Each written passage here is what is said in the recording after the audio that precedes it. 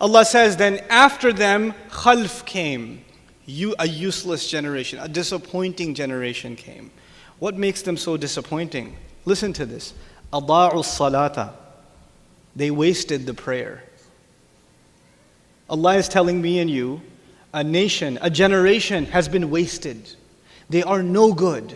There's nothing coming from them. And what makes them no good? The first crime, the first tragedy of these people, they wasted the prayer. وَلَمْ يَقُلْ تَرَكُوا الصَّلَاةَ فَقَدُوا الصَّلَاةَ كَانُوا كُسَالَى فِي الصَّلَاةِ لَمْ يُصَلُّوا لَمْ يَقُلْ هَذا. He did not say they left the prayer. He didn't say they were lazy in the prayer.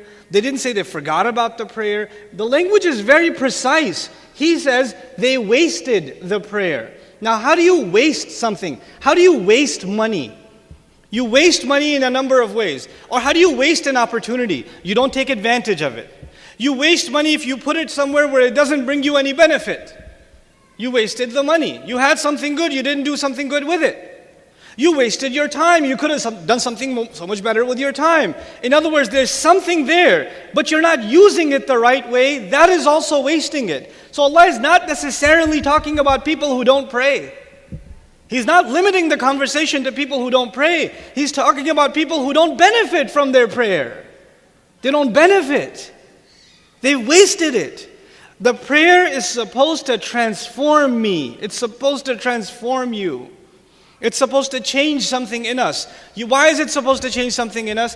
This is the remarkable eloquence of the Quran. In the previous ayah we learned people heard the ayat of Ar-Rahman. And when they heard the ayat, what happened to them? What happened?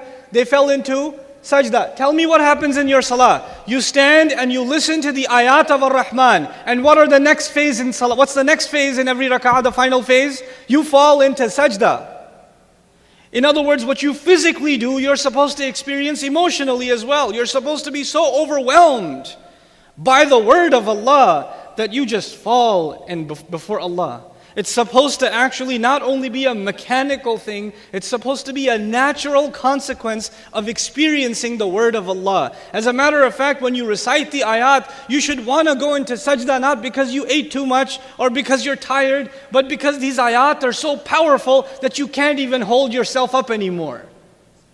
You can't even, your knees are wobbling because you're overwhelmed by Allah and you just want to fall. When is sajda described in the Quran? When magicians see the power of Allah of a stick turning into a snake, regular people, they all think it's magic. The magician's got a snake, Musa's got a snake. But the magicians know their industry. So they know that ain't no magic, that's for real. So what do? What happens to them? They fall into sajda.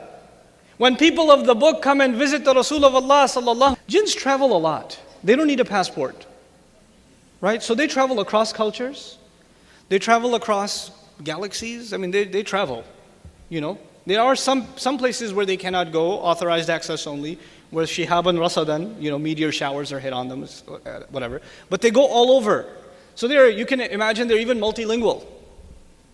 A group of jinn, you know, the jinn were stuck on the earth when the Prophet ﷺ was receiving the Quran. Did you know that? Jinn can travel in the sky, but when the Quran was coming down, the sky was locked down.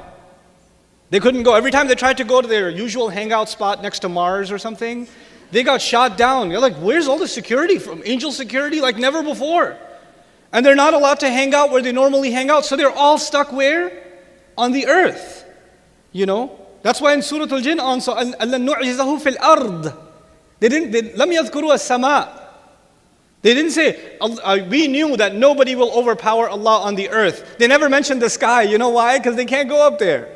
They're stuck on the earth. So now they're hanging out on the earth. And they're traveling around, just hanging out. And a group of them passes by Rasulullah sallallahu alayhi wa sallam reciting Quran. They're just passing by him reciting Quran. And they all stopped. And they just started listening. Jinns started listening. And because they're multilingual, they're actually even familiar with what they recite from the book of Musa alayhi salam. So they actually, you know what happened? Allah describes this scene, وَإِذْ صَرَفْنَا إِلَيْكَ نَفْرًا مِنَ الْجِنِّ يَسْتَمِعُونَ الْقُرْآنَ فَلَمَّا حَضَرُوهُ قَالُوا أَنصِتُوا. They're talking to each other, they're passing by. When they came in the presence of the Quran, Allah says, they said to each other, shut up, listen. Hey, listen to that. أَنصِتُوا. فَلَمَّا قُضِيَ, when he was done, when it was all done, then they ran back to their nations, mundirin, going to warn them, يَا قَوْمَنَا إِنَّا سَمِعْنَا كِتَابًا أُنزِلَ مِن بَعْدِ مُوسَى.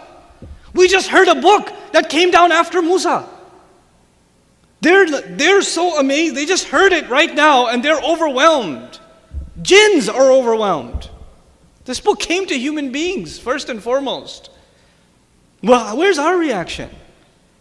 When Allah says they wasted the prayer, wallahi, if you think of the ayat about prayer and the true engagement of the believer with the Quran, with the word of Allah, it's actually in the prayer.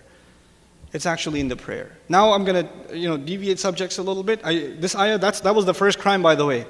Ada'us salah. They wasted the prayer. I'll tell you the second consequence in a second, but we need to build up to that a little bit. This happens when a useless generation comes up who didn't make prayer. My final comment. Why did I share this dark picture with you? This seems a pretty depressing talk. But, there's another ayah. إِلَّا مَنْ تَابَ وَآمَنَ وَعَمِلَ صَالِحًا. With the exception of those who repented, who revived their faith, and the one who did good deeds, who acted righteously.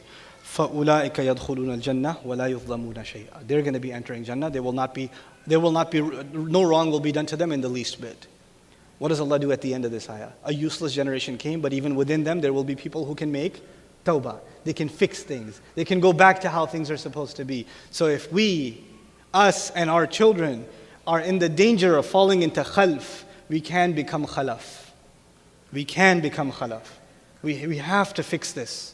We have to understand the urgency of the matter today. Communicate with your children. Be in open conversation with your children. Be cognizant and not afraid, not overwhelmed by the evil outside. Learn to raise the kids so they can stand up to that evil and do the right thing. They're the only hope left for humanity is people who stand up for the word of Allah. What did salah do? Salah, by the way, we call it iqamatus salah, yes? Iqama means when you stand. And when you stand, you don't lean. The values in society have iwaj. This book is qayyim because it makes you qayyim. It stands up straight. Its values don't budge. Its values don't move. Now that Allah gave us these values, this Quran, look at what happens. They wasted the prayer. They let go of the prayer. When you let go of the prayer, the entire moral worldview that comes with the prayer is also gone. When you waste the prayer, that's what that means. So what's the next part? وَاتَّبَعُوا الشَّهَوَاتِ. They followed desires. What have I just summarized to you? What world are we living in now? The consumer world that we live in now, where the ultimate good is what? Obeying your thirst. Just do it. Sound familiar? We're officially becoming a nation of وَاتَّبَعُوا الشَّهَوَاتِ. Follow what the desires, what the shahwa is. Follow desires. And then the final and the worst downfall, فَسَوْفَ يَلْقَوْنَ غَيَّا. Then they will fall into deviation. And ghay literally means a curve or a deviation, which means their values will deviate, and they will deviate more, and they will deviate more, and they will deviate more, until finally the ultimate ghay, the ultimate deviation is when they fall into Jahannam. That's why the tafsir of this ayah, they say, أَمْطَرَتِ السَّمَاءُ نَبَاتًا. The sky rained vegetation. The sky does not rain vegetation. The sky rains water, which leads to vegetation. Here it says they followed deviation. They followed, by the way, al-ghay. I know I'm over my time, but that's okay. Inshallah, they'll forgive me. The first meaning of ghay, al-dalal wal-khayba. Listen to this. The first meaning of ghay is misguidance. So they're misguided. There's no standard for guidance anymore. And second of all, it is disappointment. So they will follow something and it will not give them pleasure. So they'll follow something else and it won't give them pleasure. And they will constantly be disappointed. Suicide rates will go up. People will live miserable lives. Depression will go up. Anxiety will go up. People will have fancy cars, nice clothes. People will have all these things, but they will not be happy. They'll be miserable. They'll be on antidepressants, or they will take loads and loads of drugs because they don't want to face reality because they're too disappointed. They're in ghay. Then al-ghay means al-fasad, corruption. Things will they're thinking this will make the world a better place. It will become more enjoyable. But the world will become actually only on the surface more enjoyable. The reality of it will be a kind of ugly corruption you can't even imagine. They're going to sell these clothes in the malls at 200, 300, 2,000% profit that are going to be made in factories where people are working like slaves. Even animals shouldn't be treated that way. And if somebody decides to do an investigation on them, well and good. But don't do too much of an investigation because you'll lose your job in Fox or CNN. Fasad will come. Corruption will come because there's no guidance to keep humanity in check, to keep its greed in check. And the final meaning of ghay is tarkun nahi. Ash-Sha'arawi rahimahullah argued. He said ghay also means the abandonment of prohibition. In other words, there is no such thing as wrong. There is no such thing.